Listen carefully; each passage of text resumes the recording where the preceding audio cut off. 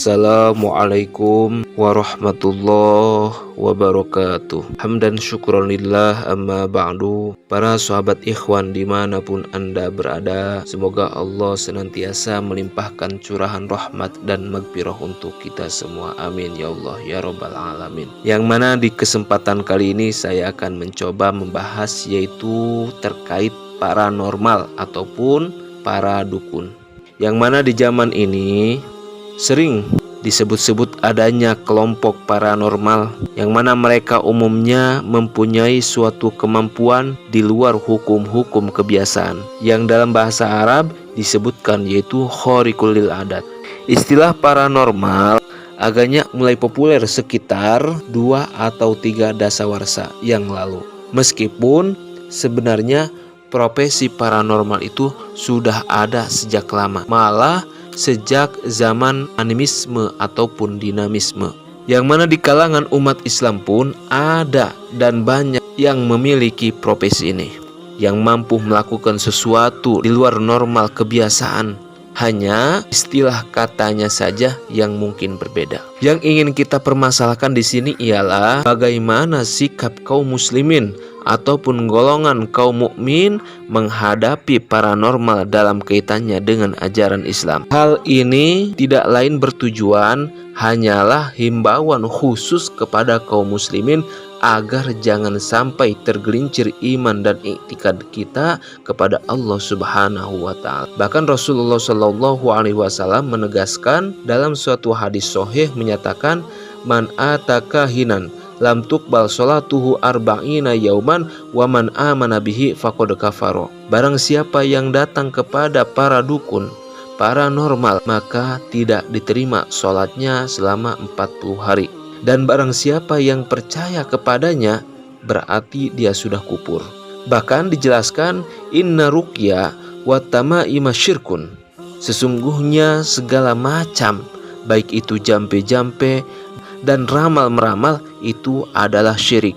Bahkan sebagian besar ulama hadis menginterpretasikan hadis ini bahwa yang dimaksud adalah alal jahiliyah, yaitu para dukun ataupun paranormal di kalangan para jahiliyah, yaitu yang bukan pemeluk muslim ataupun bukan dari kalangan orang yang beriman. Jadi seorang muslim misalnya datang kepada seorang paranormal untuk suatu kepentingan pengobatan, lalu si paranormal tersebut memerintahkan kepada si pasien agar memejamkan mata sambil dijampe-jampe, yang mana si pasien disuruh pula memusatkan pikiran perhatian kepada warna hitam sambil berdoa. Si paranormal itu berkata, di saat saudara memejamkan mata terlihat hanya warna hitam, pusatkan perhatian Anda kepada warna itu, karena hitam itulah Tuhan. Lalu kemudian si pasien disuruh memegang keris sambil meletakkan ujung keris itu di jidat antara dua mata. Si paranormal berkata, mintalah kepada Tuhan dengan perantaraan keris ini, Anda bisa disembuhkan. Nah, apabila si pasien muslim itu mengikuti petunjuk tersebut, disadari atau tidak, berarti si pasien muslim tersebut sudah melakukan perbuatan syirik, yaitu satu dosa besar yang tidak akan mendapatkan ampunan Allah Subhanahu wa taala. Satu contoh lagi misalnya, si paranormal itu diketahui bertuhan kepada api. Pada waktu melakukan pengobatannya, dia menyalakan lilin dengan sikap menyembah. Dia berdoa, tentu saja doa itu ditujukan kepada Tuhan api yang selalu dipujanya untuk kesembuhan si pasien muslim. Secara tidak langsung si pasien muslim itu sudah lepas dari keyakinan muslimnya alias kufur. Jadi tentang keyakinan si paranormal tersebut, hal itu adalah hak pribadinya dan urusannya sendiri. Tidak seorang pun yang berhak mengganggu gugat keyakinan dan kepercayaannya itu. Akan tetapi bagi seorang muslim harus mendasari keyakinannya bahwa iman itu jauh lebih berharga ketimbang daripada kesembuhan. Jadi tidak ada artinya kesembuhan itu kalau imannya kepada Allah jadi hancur. Kenikmatan sembuh di dunia hanya sementara waktu, sedangkan hukuman di akhirat dengan serba kepedihan dan kesakitan yang pasti akan dihadapi akibat kehancuran iman. Jadi berbeda sekali halnya bila seorang muslim sebagai penderita datang kepada seorang paranormal muslim, yang mana bacaan-bacaan yang dipergunakan tentu dengan ayat-ayat Al-Quran atau asma-asma Allah Subhanahu wa Ta'ala. Berdoa tentu ditujukan kepada Allah yang Maha Menyembuhkan. Petunjuk-petunjuk Rasulullah SAW tentang pengobatan, mengatasi kesulitan hidup dan lain-lain masih banyak sekali.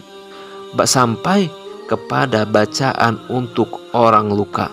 Bisa dibaca di dalam kitab Al-Adhkar Imam Nawawi, yang mana paranormal atau khariqul adat, yaitu mencari hukum kebiasaan di luar kebiasaan, bisa saja diberikan oleh Allah dalam arti istidraj, yakni suatu pemberian Tuhan, pemberian Allah tanpa kasih sayangnya, yaitu kepada mereka yang bukan muslim ataupun yang bukan beriman.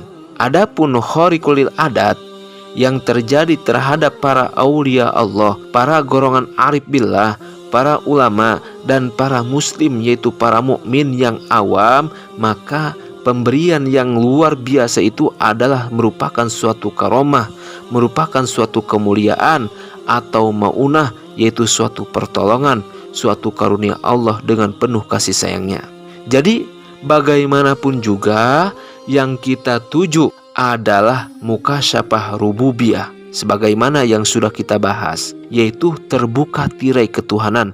Sedangkan mukasyafah gaibiyah, yaitu terbuka tirai kegaiban, bukanlah menjadi suatu tujuan, akan tetapi penuh rasa syukur bila hal itu dikaruniakan oleh Allah dengan cinta kasih sayangnya. Mungkin demikian yang saya dapat sampaikan, kurang lebihnya saya mohon maaf. Wallahul muwaffiq ila aqwamit thoriq. Wassalamualaikum warahmatullahi wabarakatuh.